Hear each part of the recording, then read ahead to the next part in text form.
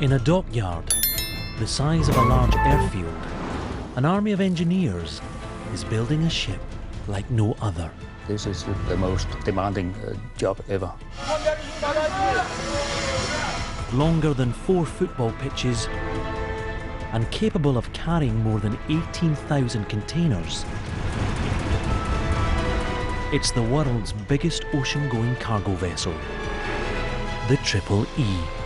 The first vessel in the series, we can definitely not afford being delayed. They have just 38 weeks to build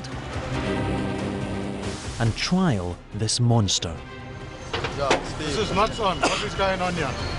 We also have to make sure that we're getting it right, because we only have one try.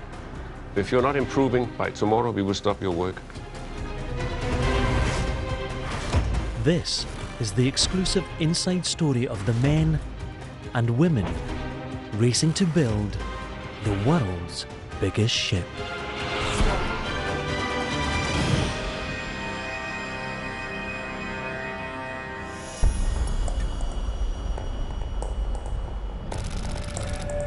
Tangier, Morocco.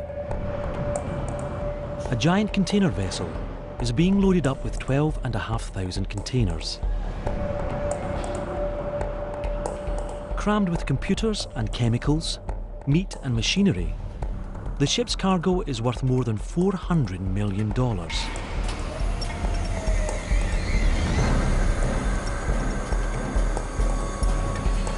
She's one of more than 600 vessels owned by Danish shipping giants Maersk Line, the largest shipping company in the world. Over the last decade, container ships like this have transformed maritime trade, slashing the cost of delivering the $4 trillion worth of goods that are shipped around the globe each year. Your shoes, your shirts, your jackets, to a lot of what you use in the everyday, your iPad, your electronics, most of it has been brought here by a container ship. One of the most important trade lanes connects Asia with Europe. It's a highly lucrative maritime superhighway, accounting for a staggering $316 billion worth of business. To maximise the revenue from this critical route, Maersk Line are about to build their biggest ship yet.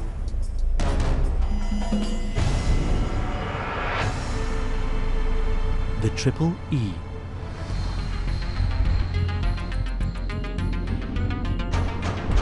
At 400 metres long, the Triple E will be the world's biggest ship.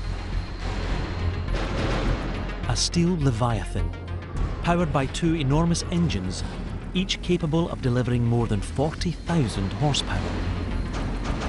Enough power to carry 18,000 fully laden containers at a steady 16 knots, halfway around the world.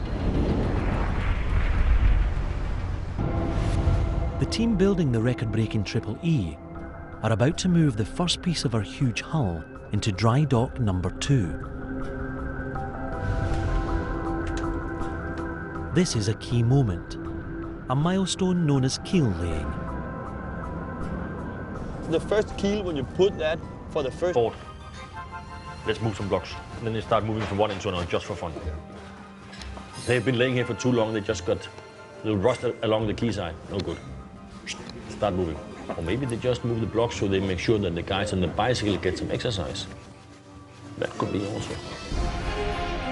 The block they need to lift into place soars over 30 metres high, as tall as a 10-storey apartment building. It will sit just in front of the engine room. It's enormous. Dock 2 is surrounded by water, so it can be easily flooded to launch the ship once complete. We would put ballast in the forward end of the tanks, so we have an even floating out, an even keel. The success of the semi-launch hinges on a novel invention built into the dry dock itself.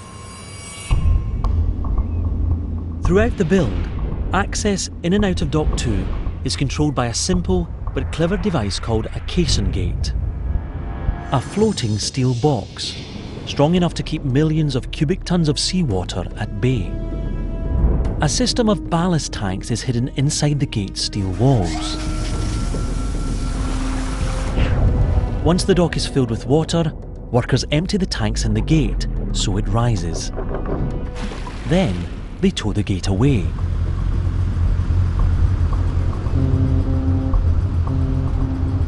To reseal the dock, they repeat the process in reverse.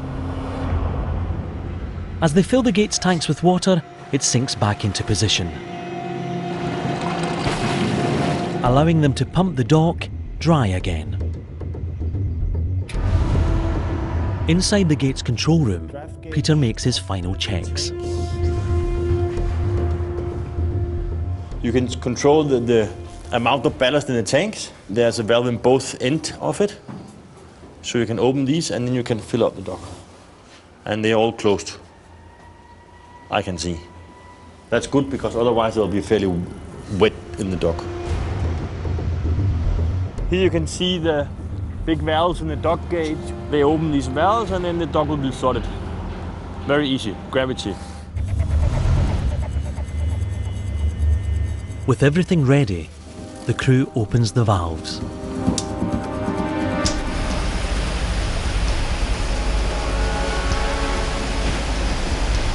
Flooding Dock 2 with 2,500 cubic metres of water per minute. The Triple E floats off her supports for the very first time. The only thing stopping the half-finished hull from filling with water and sinking the ship is a thin wall of steel called a bulkhead. For Peter and the crew, it's a nerve-wracking time. Sometimes it's a mistake, it's not closed, it's a hole. So sometimes the sink that's open, but sometimes it happens like that. The team must check everything. Nothing can be left to chance.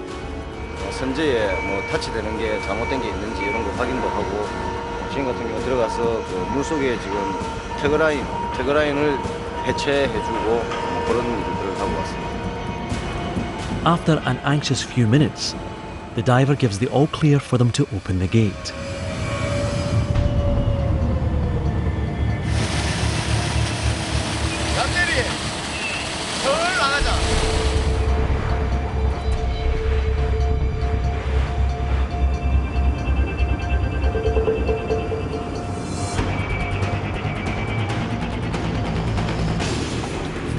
It takes 2 tugboats to pull out the half-finished hull.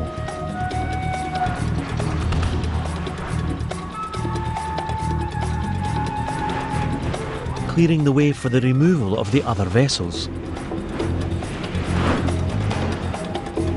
Finally, the Triple E is towed back into her new position.